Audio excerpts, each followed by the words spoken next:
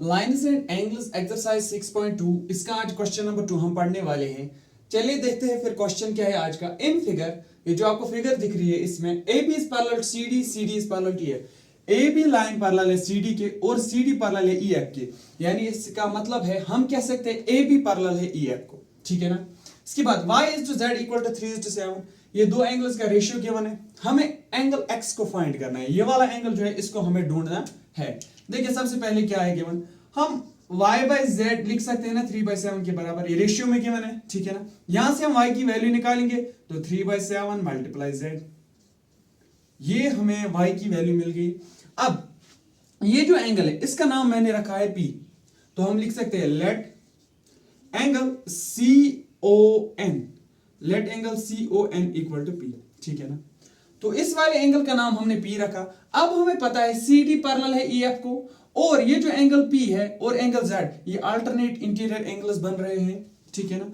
हम लिख सकते हैं since CD is parallel to EF, और ये जो MN लाइन है ये इसका ट्रांसवर्सल बन रहा है, तो हम कह सकते हैं सो एंगल P, जो ये P है ये Z के बराबर आएगा। रीजन अल्टरनेट इंटीरियर एंगल्स, ठीक है यहां तक।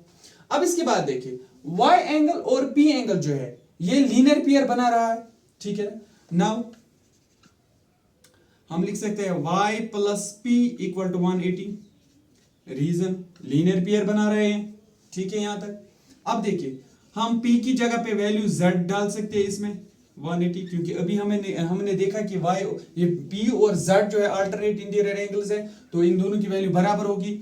y की वैल्यू भी हमने निकाली है, y की जगह पर पुट करेंगे 3/7 multiply z plus z equal to 180। यहां तक अब हम इसके बाद इसको सिंपलीफाई थोड़ा सा करेंगे। y की वैल्यू हमने डाली इसमें, p की जगह पे हमने z डाला, क्योंकि p और z एंगल जो है अल्टरनेट इंटीरियर एंगल्स है। अब इसको थोड़ा सा सिंपलीफाई करेंगे। 3/7 इस 7 को मल्टीप्लाई होगा यहां, तो ये बन जाएगा 3z plus 7z equal to 180। अब यहां से देखिए इस 7 को हम सीधे ट्रांसपोज करेंगे राइट हैंड साइड में, तो ये मल्टीप्लाई में आ जाएगा, ठीक है ना। 7z plus 3z is 10z equal to 180 multiply 7। यहां से इसका 0 कैंसिल हो जाएगा, तो हमें यहां से z की वैल्यू मिल रही है 7 8 56 126 डिग्री। ये हमने एंगल z की वैल्यू निकाली, तो ये वाला एंगल हमें मिल गया। असल में हमें ढूंढना क्या है, एंगल x ढूंढना है। अब देखिए हम क्या करेंगे, एंगल z हमें मिला 126 डिग्री। अब देखिए इस z की वैल्यू को हम इस कंडीशन में पुट करेंगे, यहां से हमें एंगल y मिल जाएगा, तो हम लिख सकते हैं y equal to 3/7 multiply z की जगह पे 126 डिग्री। यहां हम एलसीएम करेंगे, 7 1 7 7 8 56, तो y की वैल्यू हमें मिलेगी, इन दोनों का मल्टीप्लाई करेंगे तो ये 54 डिग्री बन जाएगा। इस तरह से हमने y की वैल्यू भी निकाली। अब ये जो एंगल x हमें ढूंढना है, इसके दो तरीके हैं, हमें दो तरीकों से इसको ढूंढ सकते हैं हम। अब देखिए जो एंगल x और y है, ठीक है ना, ए बी पैरेलल है CD के, यहां तक क्लियर है। ए बी लाइन पैरेलल है CD के, गिवन है, और ये जो MN है इनका ट्रांसवर्सल बन रहा है। बाकी ये जो एंगल x है और एंगल y है ये बन रहे हैं interior angles on the same side of transversal, और हमने पढ़ा है कि interior angles on the same side of transversal are supplementary. So condition यहां बन जाएगी x plus y equal to 180 degree. ये पहला तरीका हुआ। अब दूसरा तरीका, अब हमें पता है ए बी पैरेलल है CD के और CD पैरेलल है EF के, तो हम कह सकते हैं ए बी जो है ये पैरेलल है EF का, तो हम कह सकते हैं ना since A B is parallel to EF and, और ये जो MN है ये इनका ट्रांसवर्सल है, MN इज ए ट्रांसवर्सल, ठीक है ना।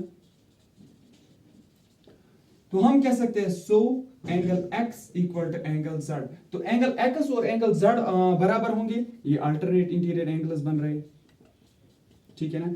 तो हम कह सकते हैं therefore angle x equal to angle z की वैल्यू हमने निकाली थी 126, तो ये दूसरा तरीका हुआ। इस तरह से हम इसका एंगल x की वैल्यू निकाल सकते हैं। और दूसरा तरीका जो था वो यहां देखिए, आप फिर से मैं रिपीट कर रहा हूं, ए बी पैरेलल है CD के और MN इसका ट्रांसवर्सल बन रहा है। यहां जो एंगल x और एंगल y है ये बन रहे हैं interior angles on the same side of transversal, तो वो हमें पता है वो दो एंगल्स क्या होते हैं, वो आपस में सप्लीमेंट्री होते हैं, यानी angle x plus angle y 180 के बराबर आएगा। वहां से भी आप एंगल x की वैल्यू निकाल सकते हैं। मुझे ठीक ये वाला लगा, तो इसीलिए मैंने ये वाला तरीका दिखाया। दो में से आप कोई भी तरीका यूज कर सकते हो।